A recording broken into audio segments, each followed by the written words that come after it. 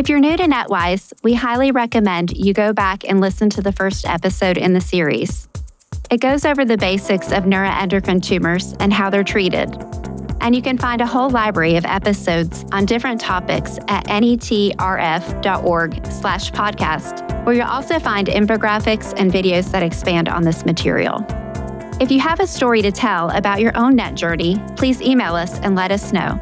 podcast@netrf.org. When patients come to see Dr. Robin Lockridge, it's never because they're doing great. Oftentimes, when people come to me, they don't remember a time that they were happy, and they don't see happiness in their future. Dr. Lockridge is a neuropsychologist. She works at the Pediatric Oncology Branch at the National Cancer Institute at the National Institutes of Health. Many of her patients have rare cancers, including neuroendocrine cancer. As a therapist, Dr. Lockridge will often start by asking her patients when they last remember feeling happy. Initially, when people are really sort of in a difficult place, they don't know. Or they say, any time before I had cancer. A diagnosis like this can turn reality completely on its head. It can shift our understanding of ourselves and how we fit into the world around us. Amid all the change, stress, and worry that often comes with cancer, happiness might start to feel out of reach. Dr. Lockridge says that for many people, happiness isn't even something they've thought much about until all of a sudden it feels unattainable. We sort of just move through life. And when it's really disruptive, then we sort of freeze. You're listening to NETWise. I'm Jessica Thomas, Director of Patient Education at NETRF. In each episode of this podcast, we share expert information and patient perspectives to help neuroendocrine cancer patients and caregivers navigate their journeys. Happiness is something that can be difficult to find in life, no matter what. Having a rare cancer can make it infinitely harder. In this episode of NETWise, we're going to talk about what happiness means and how cancer can affect the way we think about it. We'll also talk about the things that we can do to be more resilient. Welcome. Am I happy? Are you happy? These are questions we ask all the time. But what do we really mean when we're talking about happiness? Dr. Lockridge says happiness is relative. It depends a lot on who you are. Happiness is going to have a different definition for everyone, and not just everyone, but at different points in your life, you're going to define it differently. It can mean anything from being surrounded by loved ones to financial security. It could mean traveling to a new place, doing well at your job, or going for a long bike ride. All of these things might be accompanied by emotions like satisfaction, joy, and pleasure. But no matter where we find happiness in the world, we all experience the same thing inside our bodies when we feel it. There are chemicals or movements in our bodies and in our brains that really start to not just generate a sort of emotional response, but a physical response. When you are happy and when you're experiencing happiness, I could put your body in a scanner and I could see it. I could see it moving through your body. I could see different pieces of your brain firing off. Let's talk a bit about what we understand about happiness from a scientific perspective. James Bibb chairs the Department of Translational Neurosciences at the University of Arizona College of Medicine in Phoenix. We go through this world and we have senses. We have eyes, ears, we have taste buds, and we can feel things on our skin. And these are environmental sensory inputs. And those inputs stimulate brain circuitry in our head that allows us to experience the environment. This brain circuitry involves something called neurotransmission. Neurotransmission is when specific molecules travel between neurons in the brain to deliver messages. These molecules are called neurotransmitters. You've probably heard of some of them. For example, cortisol is a neurotransmitter that causes us to feel stress. Dopamine and serotonin are the neurotransmitters associated with feelings of joy and satisfaction. On the most basic level, these neurotransmitters deliver messages about whether something in our environment is good or bad.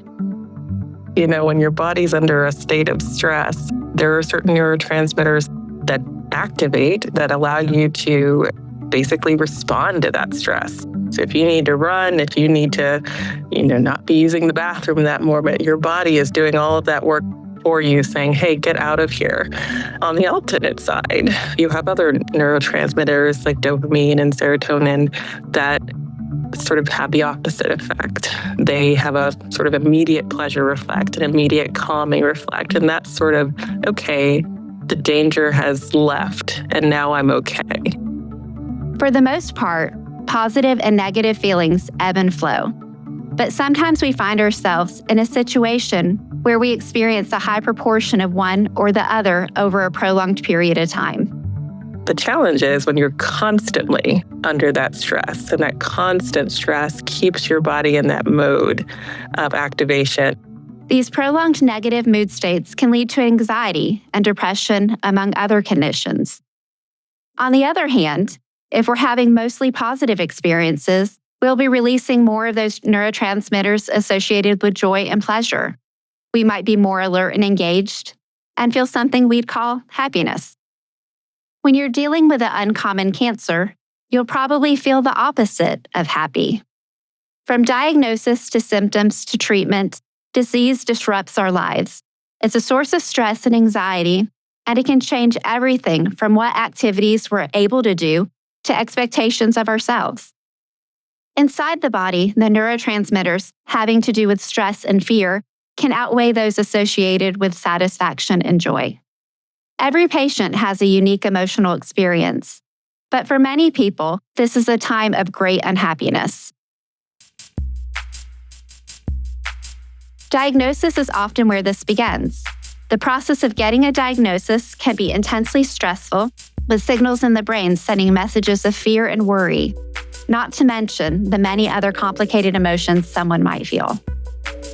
Kevin Payne is a former social psychologist and now runs an organization dedicated to helping people thrive with the challenges of chronic illness. He himself lives with multiple sclerosis. Getting a conclusive diagnosis that has weight to it, like MS, like cancer, it is world-shattering. Neuroendocrine cancer comes with an added challenge. It's a rare disease. This can make getting diagnosed take longer and add a layer of isolation and worry to the experience. Everybody, I think, goes to the internet first thing when they get a diagnosis of any kind. And you just find that I can't find it. I can't find much on it. I don't know of many providers. My provider may not know much about it, and now they're seeking help. For many patients, the intensity of this time period eases once they have found specialists to work with and have started to form a treatment plan. But they are facing a whole new reality, the reality of living with neuroendocrine cancer. This looks different for every patient, depending on who they are and the nature of their tumors. But it's safe to say that this new reality comes with increased levels of physical and psychological stress. When it comes to physical stress, there's a simple fact that a tumor is physically taxing on the body. While most neuroendocrine cancers tend to be slow-growing, these tumors still take up space, absorb nutrients, and can impede the normal functioning of organs. The effects of a tumor are different from a momentary stress response to an external stimulus. It's happening constantly inside the body. Stress signals are continuously being sent to the brain. And so as a result of that, you're just feeling the effects of it. You're just feeling stressed. You're feeling feverish. You're feeling tired. You're feeling, the fatigue. You may be having trouble sleeping or just sleeping all the time. For patients with a functional neuroendocrine tumor, there are additional factors to deal with. Functional tumors secrete excess hormones into the body, causing another layer of physical stress. They can affect our other systems, such as our heart, our blood pressure, our vascular systems. And there's a consequence of that, and that is that you end up with some impairment of a system. It may not be that noticeable at first, but then you're left with this series of symptoms that are impairing your ability to function or to just be healthy. This can include everything from changes in the way the gut is functioning, to the state of the immune system, to the functions of the nervous system. All of these put even more stress on the body. At the same time, functional neuroendocrine tumors can cause a wide variety of unique symptoms. These vary depending on the hormone that's produced, and they can include everything from fatigue and severe diarrhea to pain and high blood pressure. While many of these symptoms can be managed, they can be both physically and psychologically demanding. By the way, we mentioned earlier that serotonin is one of those chemicals associated with positive feelings. Some functional NETs secrete excessive quantities of serotonin, but the serotonin these tumors produce is confined to the body and does not enter the brain. The brain is really kind of in a capsule. It's isolated from our bodies by barriers, and one of those is called the blood-brain barrier. Serotonin doesn't do such a good job of crossing across the blood-brain barrier, so it doesn't interfere with that neurotransmission. Instead, the excess serotonin in the body can cause the condition known as carcinoid syndrome. This is marked by several unpleasant symptoms, including flushing and diarrhea. In other words, even though these tumors secrete a so-called happiness chemical, they don't make people happier. They tend to do the opposite. On top of the physical challenges of the cancer itself, there are also the impacts of treatment. Surgeries and other procedures can be taxing on the body, and drugs come with side effects. All these things add up. And so cumulatively, there's signals that are getting into the brain as a result of that. These signals say, this body is under attack. Over a prolonged period of time, this translates as stress, fatigue, and anxiety, contributing to an overall feeling of unhappiness. While all these physical symptoms contribute to a decrease in overall happiness, there is also psychological challenges to contend with. Like the physical difficulties of living with cancer, these challenges do not go away after the initial diagnosis. It's throughout. It's the worry of remission. It's the worry of what does this mean for my family? It's the financial worry. It's so multifaceted. Because many neuroendocrine tumors grow slowly, they can be treated almost like a chronic condition. Lots of people who are diagnosed can go on to live almost normal lives. But the almost is important here. It is still a new reality and one that has been fundamentally changed by disease. It's a reality that includes symptoms, treatments, financial challenges, lifestyle changes, and often limitations. Because this is a disease that does not yet have a definitive cure, these challenges never entirely go away. One of the things that my patients often tell me that it's really resonated with me over time is that it becomes the constant and in almost an annoying way. I'm tired of talking about it, but it's always here. It's all encompassing. Not only is the disease constant, but it's also constantly changing. Dr. Lori Weiner is a clinical social worker. She directs the Psychosocial Support and Research Program at the National Cancer Institute. You have a prescribed treatment, and that could change. You live from scan to scan.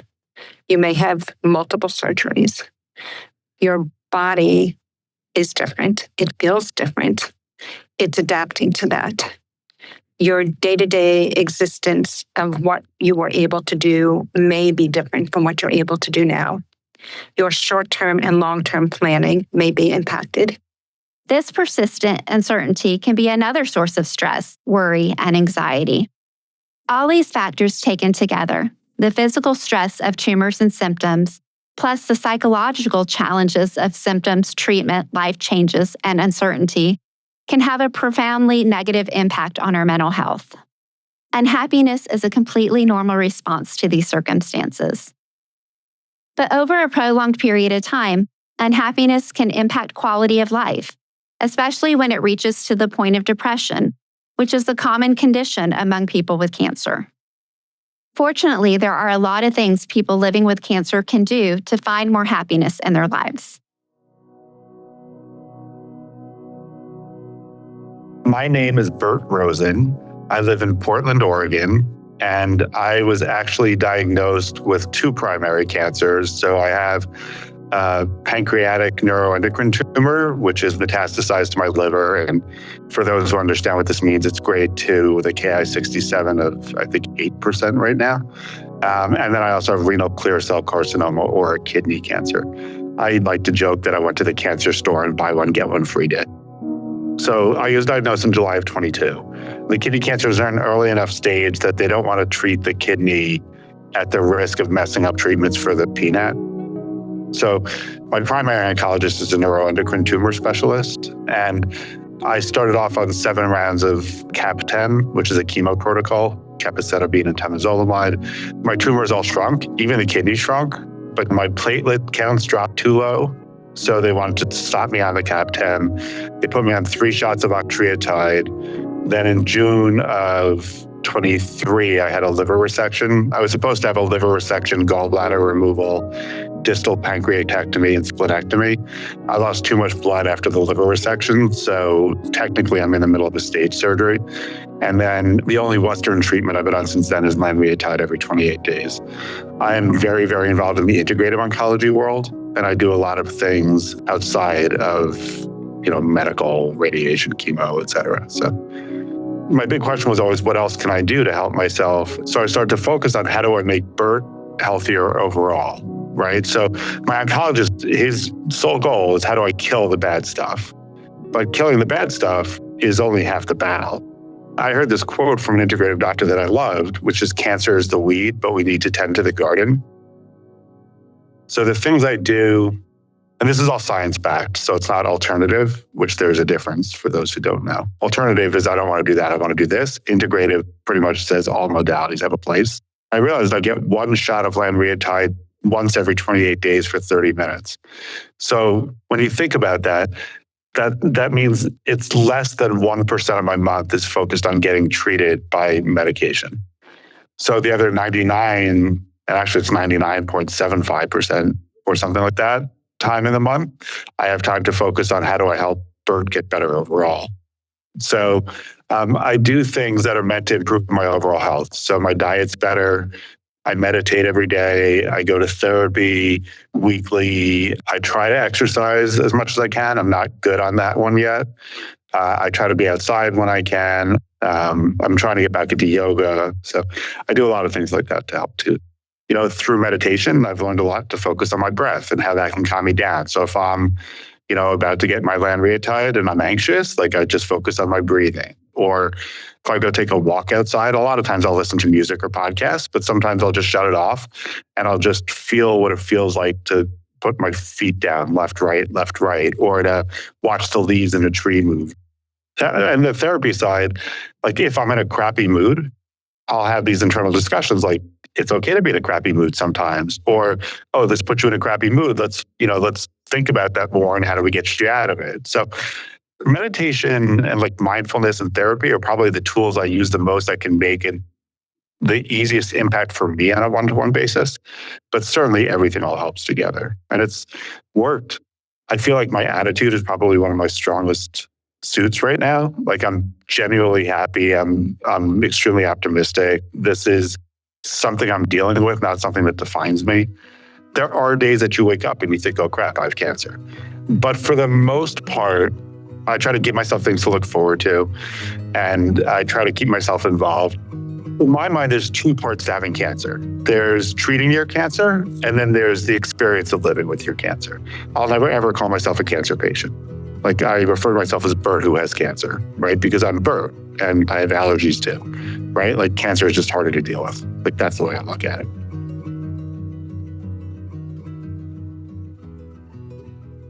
There are a few ways that we can all increase the happiness in our lives. Some of these are external, involving things we can seek in the world around us. Others are internal, having to do with how we interpret events and experiences. When it comes to external sources of happiness, we know that there are certain activities that cause us to release these positive neurotransmitters, resulting in some amount of joy or pleasure. The most important of these involves other people. According to neurologist James Bibb, overall happiness is directly related to the strength and number of relationships we have. Humans are social animals. People that are more isolated have more stress and they have more unhappiness and depression. By far, we're not meant to be alone. The people we can connect with might include family or friends, as well as support groups and mental health professionals. These individuals can provide practical or emotional support, as well as companionship. In difficult times, we might be tempted to withdraw from the world, but Dr. Lockridge says it's crucial to make these connections early and maintain them. Even if you feel in the moment that's not for you, I just want to focus on my treatment. Because what I have found is that oftentimes people don't reach out until sort of they're already in a hole, in an emotional sort of hole of depression or anxiety, and now they're trying to get out of it in the midst of everything else. In addition to our relationships with others, we can find external sources of happiness in all kinds of places. This will be unique to each individual, but might include things like spending time in nature, exercise, playing an instrument, or making art. If you don't have those kinds of things in your life, think back and recall, well, what's something that I tried before that I really liked that I haven't done in a while? Or what's something that I had the opportunity to do but I said no to, and now I've always kind of wondered, what if? Or go to one of those websites that lists local activities like Eventbrite or something like that, and just start looking through and see and just pick something that you are able to do and give it a try. Alongside these external sources of connection, pleasure, and joy, there is a lot that we can do internally to find more happiness in our lives. Kevin Payne says that in his experience, the key thing is to redefine how we think about happiness in the first place. Happiness tends to be rather limiting in the way that we conceive of it, and happiness often is unattainable in a moment. So what I prefer to have people think about is living a good life. He says life contains so much more than happiness and unhappiness. It's full of satisfaction, engagement, and meaning. And we need all of those different kinds of experiences so that we can not only feel like we're having a good life in the moment, but our future selves will look back on it and think, yeah, we lived well. The experts we spoke with for this episode all said that ultimately, the most important thing to turn the focus on is where we find value in our lives. And that's probably really the most exciting work, because I think that a lot of times we don't realize the areas of our life or the people in our life that we really find valuable. Turning the focus to these kind of experiences can help us recalibrate our emotional responses, reducing the intensity of stress and anxiety. That looks different for everyone and might include some of the things we just talked about: family, friends, community, nature, exercise, art, and so on. Is it that connection? Is it to be able to be with people that you care about and you love? Is it to be able to get up and to be able to read a new book that you wanted to be able to read? So it's prioritizing what's most important to you, your values, and not getting hung up on the shoulds or the things that I can't do. The more we fight saying, I can't get upset, I can't cry, I can't, have another bad day, that is not resilience in the sense that you are already writing the script for what that day may be. This doesn't mean ignoring the hard things like cancer. It means allowing them to be a part of life. For many people with chronic illness, there is always in the background some really negative noise, and we have to learn to be okay with that. This is easier said than done, and a therapist or other supporter can be helpful. They can offer strategies that can assist in recalibrating to the reality of living with disease. something that we often recommend is that we get rid of the word but and we exchange it with the word and. I really want to go to the movies with my family, but I may have diarrhea.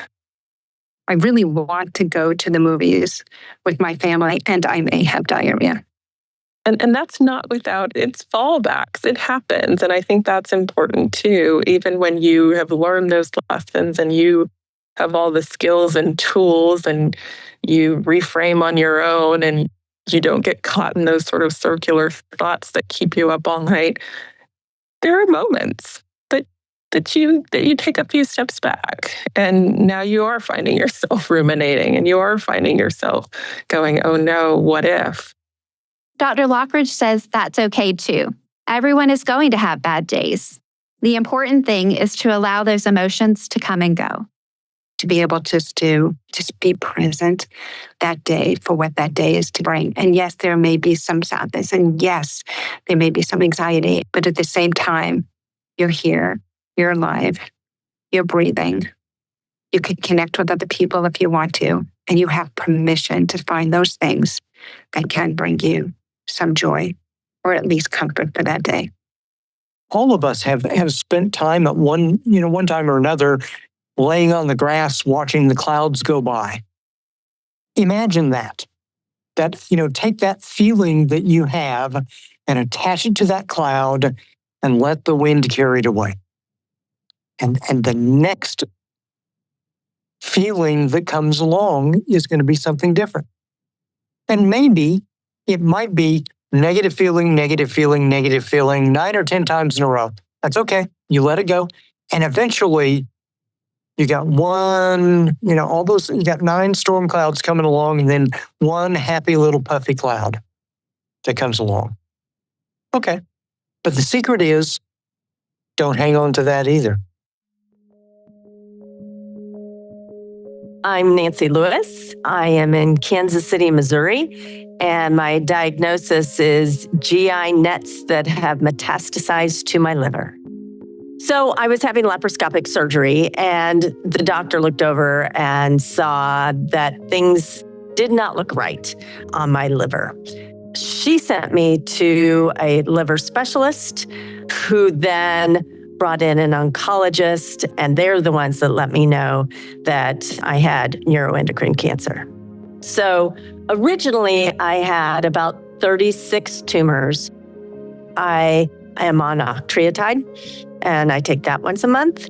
And I have had 2 bland embolizations, and then 1 surgery that was a whole host of things being taken out of my body, from 28 tumors in my liver, gallbladder, a bowel resection, et cetera, et cetera. Before I found the specialist who said, okay, this is chronic. I remember the doctor looking me deeply in the eyes and holding my hand and telling me I had cancer. At that time, he was not a specialist. And from what he knew, this was a fatal cancer. And I remember hearing the words days or weeks and believing that this was something that was going to not allow me to live much longer. And I remember in that moment thinking, I've lived a noble life. And a lot of people haven't had what I've had and haven't been able to experience what I've experienced and had the joy and the happiness that I've had.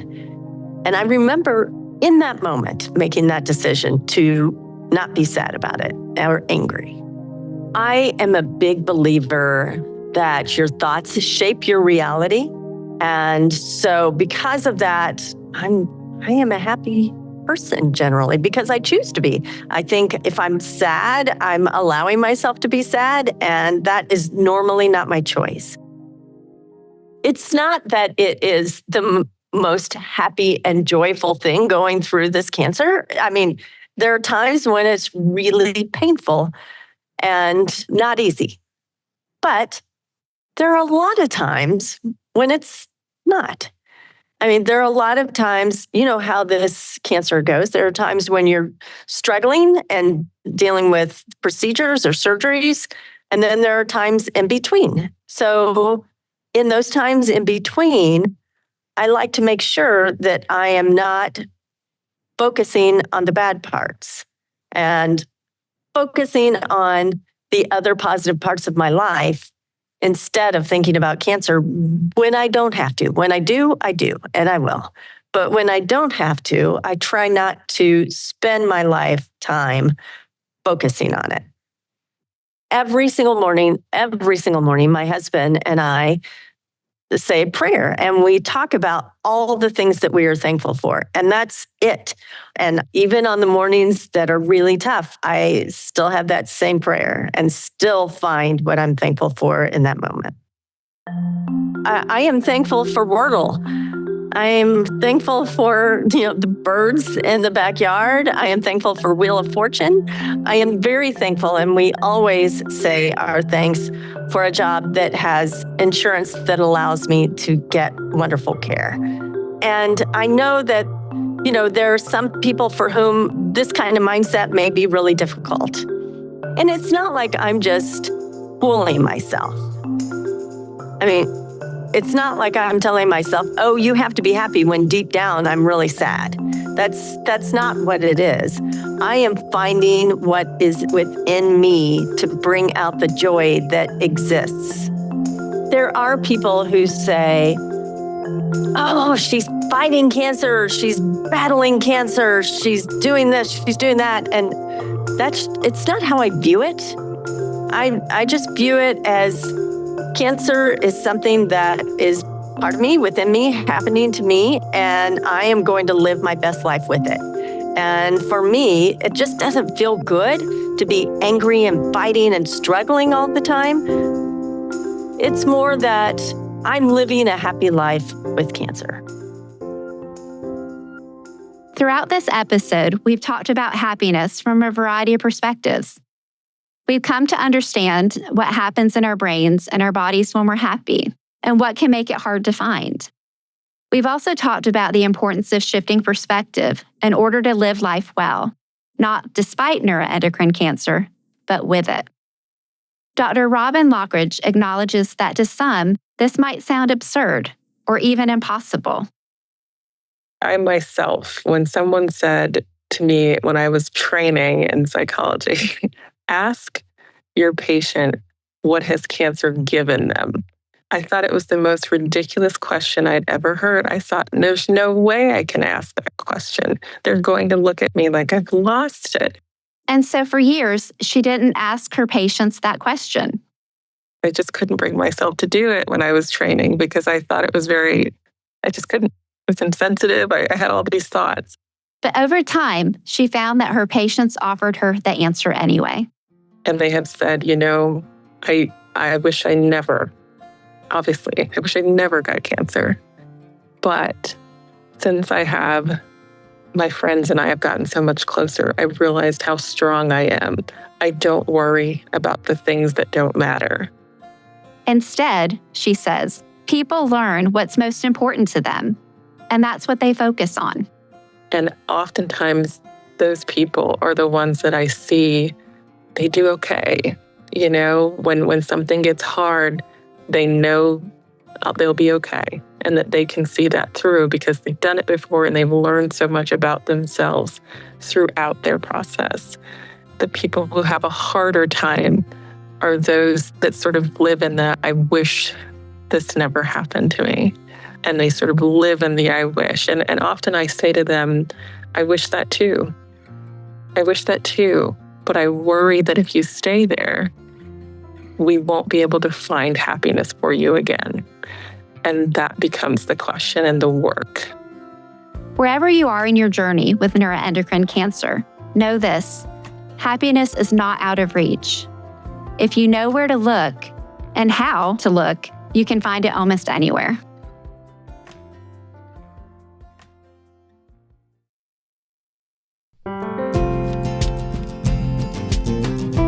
Thanks for listening to NETWise. I'm Jessica Thomas, Director of Patient Education at NETRF. This episode was written and produced by Anna Van Dyne, post-production by Jose Miguel Baez, and executive producer David Hoffman. This podcast was made possible by the generous support of Boehringer Ingelheim. If you would like to join NETRF in our mission to fund research for NET cancer or help support educational programs like this NETWise podcast, please go to netrf.org/donate. Special thanks to everyone we interviewed for this episode. We are grateful for your expertise. NETWise is a production of NETRF. We are committed to improving the lives of patients, families, and caregivers affected by neuroendocrine cancer. We fund research to discover cures and more effective treatments, and we provide information and educational resources. Please visit us at netrf.org.